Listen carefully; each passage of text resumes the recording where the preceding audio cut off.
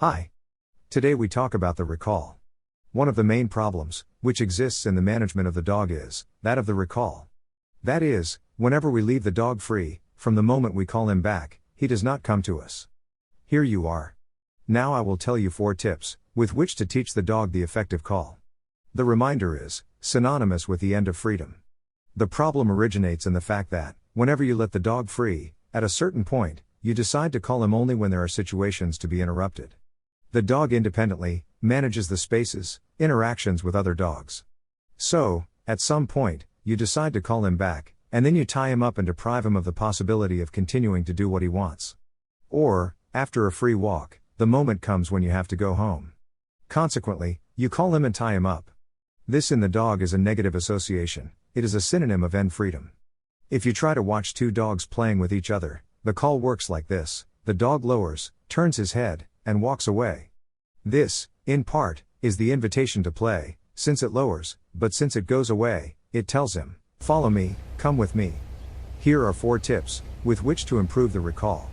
Tip number 1, considering what the recall is, let's turn around, go to the opposite side, and try to get low. Already through the posture of our body, turning to the other side still leads the dog to come, by turning his head, and going the other way.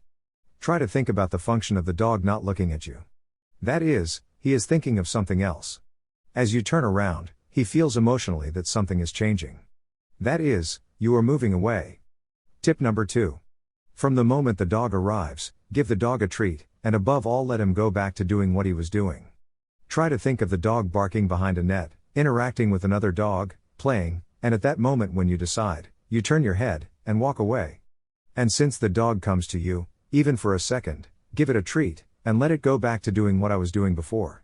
Even if it is a negative situation, or that you want to stop, either barking or towards a person or dog. However, let the dog understand that, it must be one thing. I come for a moment, and I can go back to doing what I was doing before. Tip number 3, start preparing for this exercise, even at home throughout the day. You call the dog 100 times and let him go 100 times. Call, take the prize, you can go back to what you did. From the house, transfer the exercise to the yard, transfer the exercise to the park, if you are in a place where you need to have a minimum of security. But all this must become a gradual growth level of difficulty, starting from the places where you have control, and few elements of distraction, to finish in environments where there are different situations. Tip number 4, absolutely avoid scolding punishing. Since you call the dogs, and you can't get it back, therefore, there are also situations of difficulty or danger. On your part a speech of anxiety, worry, or fear arises, because you are fighting with another dog, or is in a situation of danger. Since you can retrieve the dog, punish, scold, or make the dog experience an unpleasant situation, it is useless.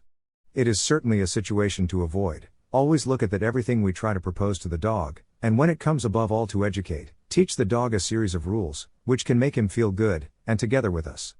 Must be something that goes to add. That goes to improve.